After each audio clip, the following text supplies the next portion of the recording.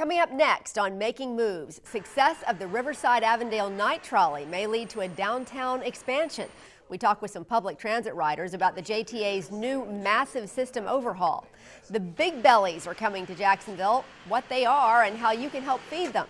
And we'll talk live with 1010XL's marketing director about the station's new partnership with JTA. Those stories and more right now on Making Moves.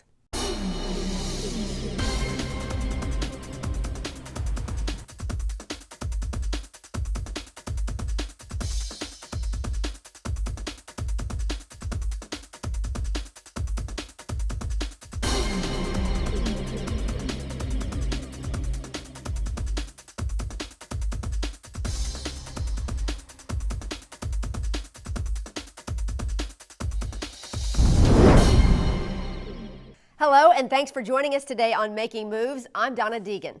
On the heels of a successful 6-month trial run of the Riverside-Avondale Night Trolley, the JTA tested a new similar service through the downtown area. Making Moves correspondent Eugene Lindsay joins us now from the Control Center with more on this downtown test drive. Donna, I went along for the ride on the opening weekend of the downtown trolley service to find out just what some of the businesses and their customers thought of the service. The Riverside and Avondale business districts are quite popular, especially the bars and restaurants here. But these neighborhoods also have parking problems. That makes it difficult for businesses to attract customers who are unwilling to deal with finding a parking space only to have to do it all over again when they want to hit up another establishment later that night. That's where the JTA and their nostalgic trolleys came in.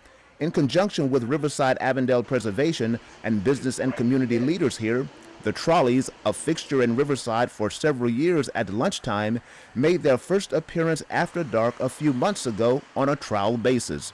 That success led to the JTA expanding night trolley service to downtown and connecting it with the Riverside trolleys. The downtown service was only a test run, and JTA officials are now reviewing the data to see if it's viable to offer on a regular basis. But when you ask folks who use the service, there's nothing to consider. Having a connection between the downtown core and two of the neighborhood's historic districts makes perfect sense. But it's very nice to see this because there's a lot of interconnected neighborhoods, Springfield being one of them, San Marco, Riverside, as well as downtown, that need to be very much interconnected. And I really appreciate this and think it's good. I think it's good for the whole scene. We don't come to a lot of the bars downtown often because we don't want to drive. We don't have to worry about parking. If you have a couple of drinks, you don't want to have to drive. We live in Riverside, we walk to the bars there. So just being able to use public transportation would be awesome. And on this initial weekend of the downtown trolley evening connection, people seem to be taking full advantage of the service, packing the trolleys and experiencing the flavor of downtown.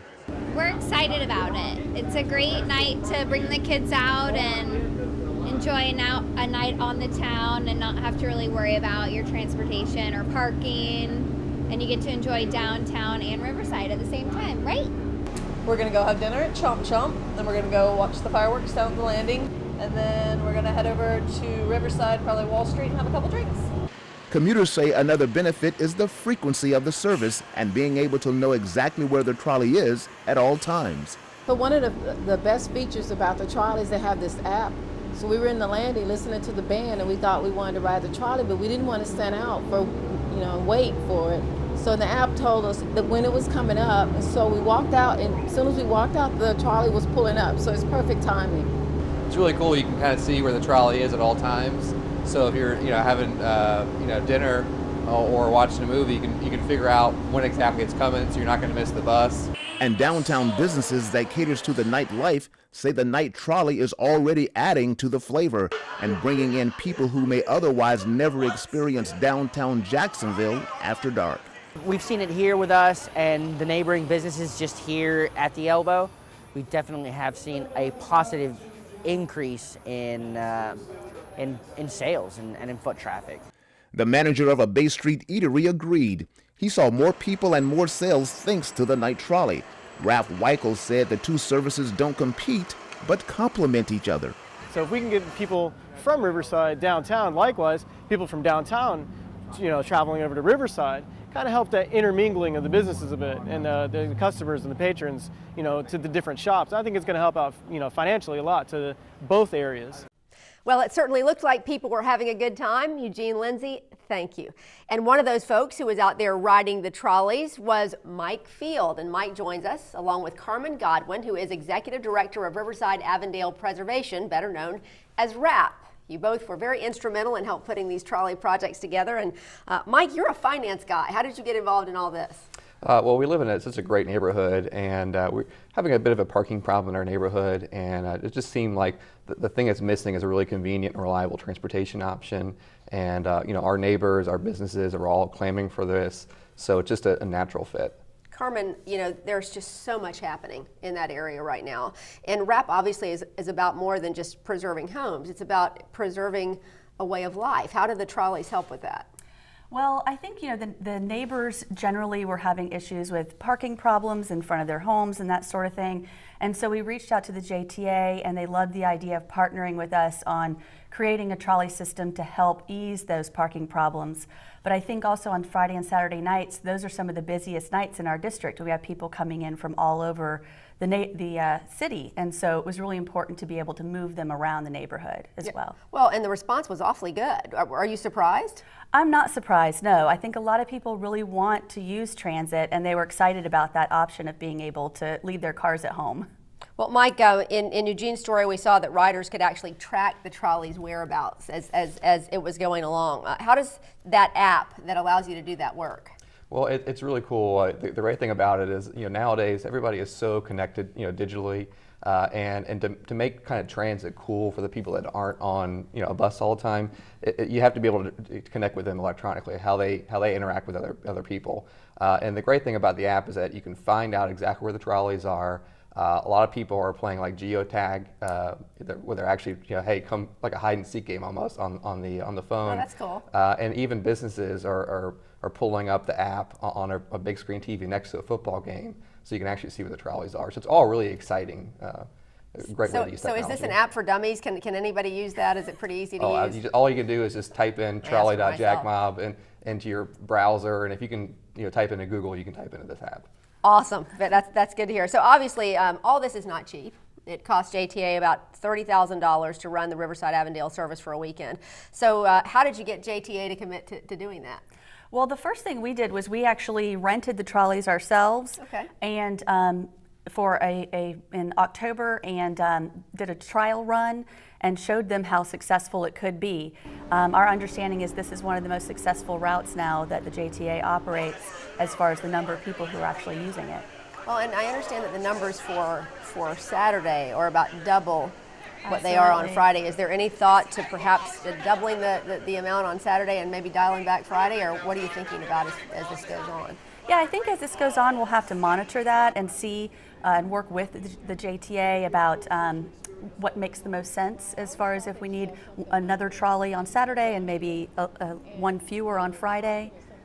And what do you think about that, Mike? Is that something that you think was something you'll have to look at as you go along? Yeah, I mean, this has been a great partnership so far, and it's all about kind of experimenting and what works, what doesn't work, and that's kind of the hallmark of a great community partnership is figuring out what works, and if it doesn't make sense or it does make sense, you know, move forward in a more positive direction. Wonderful. Well, you know, we talked that there's a new downtown service as well. Obviously, everybody's excited about, you know, we've got all this development that's going on in the Brooklyn area. It's all really connected now.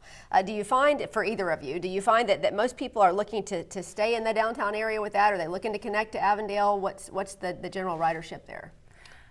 Well, I think, to me, you know, downtown and Riverside were all, you know, kind of started by transit. You know, you look at all the commercial districts, they were all stopped at a trolley stop at one point in time, and we don't have that any longer. And to have that, you know, we have these great, you know, walkable neighborhoods in this city, some of the best in the Southeast, and to be able to connect those without having it in your car is just a really positive thing. That really is a positive thing. And how do you think that the explosion of Brooklyn is going to really impact all this?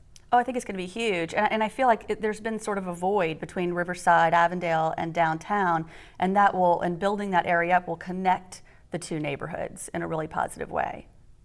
Wonderful. And how do you see the future of all this shaping up? I know you said you're enjoying the partnership. Are you hoping this is all going to continue to expand? Absolutely. I mean, we would love to see the service every weekend. I think that once you have something that's regular, more people get used to using it. I think that one of the most positive things that we've seen is that there's tons of riders, probably 80 to 90%, who've never ridden transit before. And so they're being introduced to public transit, and they're seeing that it can be a positive experience. What are the business owners telling you down there? I mean, obviously you've got a lot of businesses that are popping up down there and a lot that have been there for a while. Is this helpful to them? Oh, absolutely. I mean, trolley weekends are one of their best weekends, especially with the downtown route this past week. August is a traditionally slow month in downtown, altogether. So to be able to give them extra customers was a great thing for their cash registers, bottom lines. I walked into Chomp Chomp to have dinner on Saturday night, and the person at the counter said, "What is going on tonight?" That's great. And I said, "It's the trolley." He's like, "Wow, so many people want to ride the trolley," and they were packed. So it was really wonderful. Yeah, I'm thinking once a month is not going to be enough for this, right? Absolutely, yeah. All right, well, wonderful. We will look forward to the expansion, and please keep us posted on how it goes. Thank you so much, Mike Field and Carmen Godwin. We appreciate you so much. Thanks for joining us, and so good to have the trolleys out there. We will definitely keep you updated on that. If you'd like more information on the night trolleys, you can go to RAP's website at riversideavondale.org. Earlier this year, we introduced you to JTA's new route optimization initiative. The massive undertaking is expected to completely transform Jacksonville's bus service for the first time in more than 2 decades. We wanted to know how the city's traveling public feels about JTA's new vision for transit here. When you make a plan to completely transform your transit system, one of the greatest concerns is how the riding public will react. So when the JTA decided to begin redesigning what most considered an antiquated system, it immediately began to reach out to the community, holding public meetings in every sector of the city. See, that's downtown, so we coming out Riverside. So you would have that choice of the 16 up to 22. The plan is twofold. First, let the community know of its proposed plans, and second, get feedback from those who actually use the system. John Godwin is a regular user of JTA buses and says so far he likes what he sees. Yeah, I find it to be a better system, more frequent bus riding. The goal for JTA is simple: deliver a better overall service to its customers. Currently, there may or may not be a bus available when you're ready to go. Added frequency means that the JTA is more likely to be ready when you're ready. The new proposals call for 10 buses with 15-minute frequency. Currently, there are none. 30 routes will have 30-minute frequency. Currently, only 2 routes operate every 30 minutes. Better headways, which is a huge improvement. 15 and 30 minutes versus an hour is always much better. You got routes running until midnight, which is outstanding. The headways are much shorter now. There's some route changes that make it a little more difficult and a little more inconvenient for me, but overall, the changes are really good. It's a given that this type of massive overhaul will create some confusion, but the JTA is hoping that the more people it reaches now, the less confusion there will be later. In Jacksonville, Bill Milnes, JTA Making Moves. The tentative launch for the new routes is early December. If you want to learn more about JTA's route optimization plan, visit JTA's website, jtafla.com. Commuters in Baker and western Duval counties are one step closer to having better connectivity for their travels to and from the city. The JTA recently held the official groundbreaking for a new regional park-and-ride facility located in Baldwin. The Florida Department of Transportation provided the property at the intersection of US 301 and US 90. The new park-and-ride will have a new well-lit parking facility with more than 20 spaces, a new transit shelter, bike rack, and more. In a short 6 months, residents will be able to park and ride the Wildcat Shuttle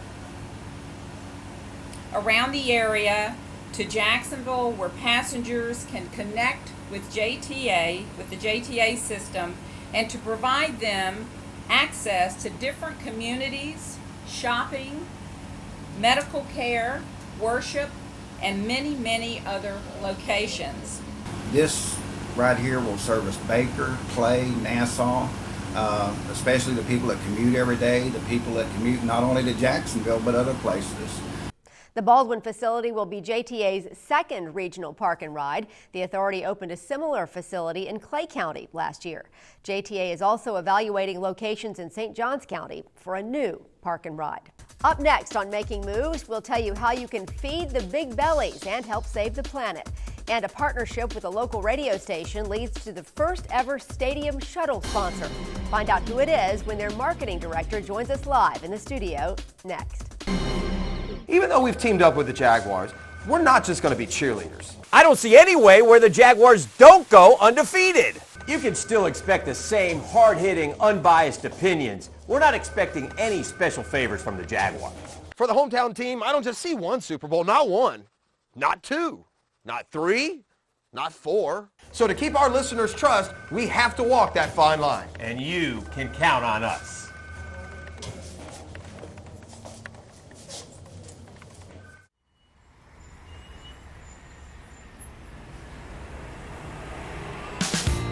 JTA is moving in the right direction. We're finding ways to make your life simpler, easier, and better connected.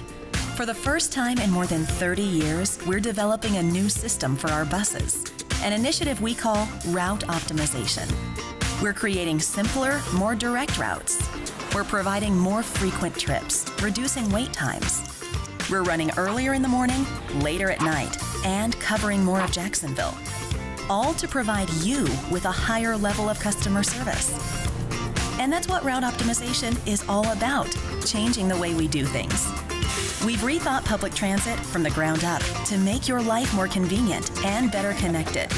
It's our priority to take you where you're going, moving you quickly to and from your destinations across Greater Jacksonville.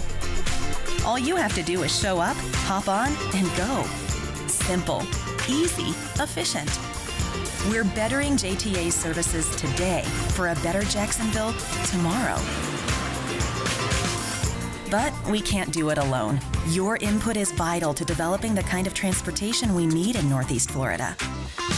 So give us your feedback. We make it easy to get involved.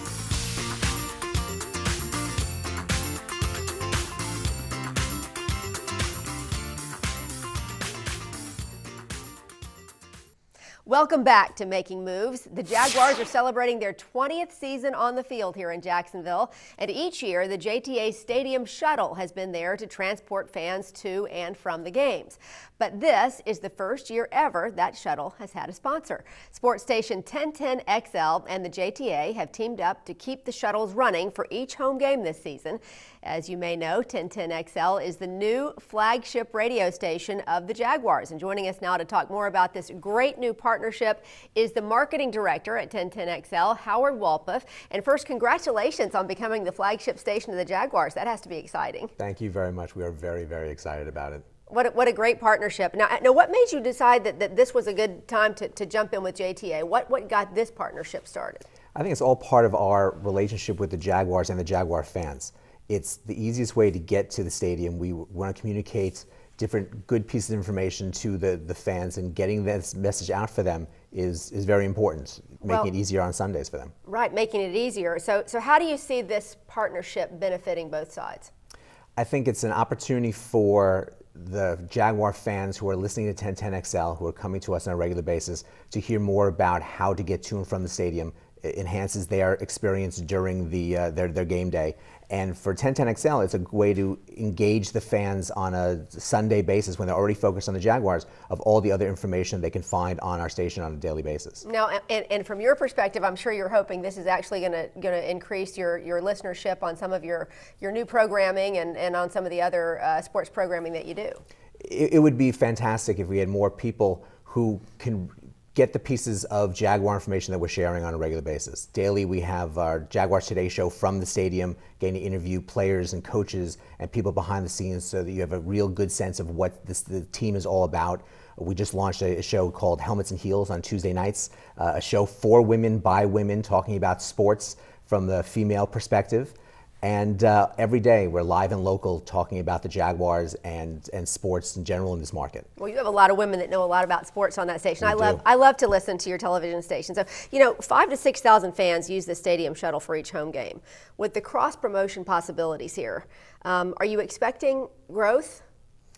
We're expecting strengthening the listenership that we have. We know that our fans are the Jaguar fans and vice versa. We know what we're able to share with the fans on game day, starting at 9 o'clock. We have pregame shows. We're running all the way through to a call-in show at the end of the day. We want fans to be aware of that and participate in that. And once they get off the shuttle into their car, flipping on 1010XL to listen all the way home. Yeah, that sounds like a perfect opportunity for both of you. Do you see this as being sort of a one-time thing, or are you looking for other ways that you might partner with JTA? I think this is a good starting point. This year is a starting point for a lot of ways with our relationship with the Jaguars and the Jaguar fans. This JTA shuttle is a nice part of what we're doing, and we're looking forward to seeing how this progresses. Okay. Thank you so much. Howard Walpuff, Director of Marketing for 1010XL. We so appreciate you being with us today, and we look forward to more of your wonderful programming and to years to come of the partnership with JTA. All right, thank you very much. Stadium shuttle tickets are available at jtafla.com, at the JTA admin building downtown, or at any shuttle location on game day. Tickets start at just $7. The new ownership of the Jaguars has only been in place for just a couple of years now, but President Mark Lamping says they fully realize the value that the stadium shuttle has meant over the years to the game day experience. There's a new intensity at Everbank Field, a renewed focus on winning on the field, and perhaps even more important for the Jaguars, creating a winning game day experience for the fans in the stadium. And that begins when they board a JTA Stadium shuttle. It's been that way since the city got the franchise. But the Jaguars have a new front office, new direction, and a new way of thinking. President Mark Lamping handles all the business operations, everything except football. The partnership that we have with JTA and the service they provide is a very, very important part of us giving our fans that experience. I need 2 season passes, please. The shuttle's fantastic to get the fans down to the stadium. How long have you been using the shuttle? Every game we go to. We've been doing this for 8-9 years now. We love it because it beats all the traffic. We get in and we get out. It's nice and cool when we have the city buses. Because it's convenient. I don't have to worry about parking down near the stadium and being in that crowd and the rush, and just like it better. Here's your JTA season passes. For each home game, the JTA Stadium shuttle delivers between 6,000 and 8,000 hardcore fans to Everbank Field. Go Jay! With a mission to cheer the Jaguars on to victory. It is a very, very important part of everything that we do here, and it has to continue to be so, and probably become even more important in the future. Terry Casey for Making Moves. The JTA has enlisted the help of some big bellies to improve its overall sustainability. The authority will need your help to make it all work, though. How you can join JTA to help feed the bellies and help save the planet. At JTA's main transit hubs, you will be seeing new trash and recycling receptacles. They're called Big Bellies, a funny name for a serious product. These machines are solar-powered and come complete with a built-in trash compactor that enables the can to hold up to 5 times more waste than a normal can its size. It reduces the amount of pickup for the waste management team, and it also reduces, it just makes it easier for the public to be able to recycle and put trash efficiently into these bins, because oftentimes if there's a large surge of people, you might have an overflow of trash and then litters all over the street. So it's really going to help clean up the streets and also lessen the amount of time that we spend picking up this trash. The authority is also promoting its own internal recycling program for employees, is purchasing new buses that run on compressed natural gas, tracking water and electrical usage, and even looking at new lighting options for its facilities. These efforts are part of the JTA's overall effort to improve long-term sustainability and make Jacksonville a better community in which to live. We're part of a much larger effort that's going on across this country, across the world. It's an effort to recognizing that there's finite resources, that we want to be good stewards of what we've been given, and we want to enhance the general quality of life for not only those that utilize our system, not for the employees of the system, for those that use our system, and for the fact that this system exists in Jacksonville, that it can improve the quality of life for the entire city. In Jacksonville, Terry Casey, JTA Making Moves. Still to come on Making Moves, the Mayport Ferry takes the spotlight as thousands come out to celebrate its continued future. That's next, so keep it right here.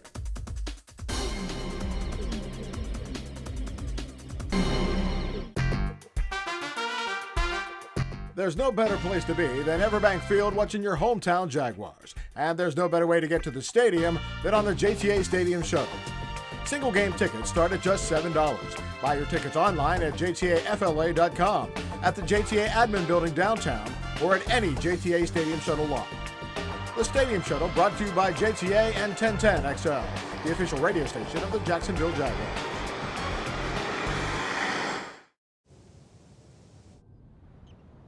Finally, we had a weekend away, and we couldn't wait to see what Jacksonville had in store. We jumped into a cab and cruised downtown. They had a huge jazz fest, and everyone was dancing in the streets. We went to this Riverside Arts Market. There were all these farmers with local fruits and vegetables, and just amazing. We had a private wine tasting,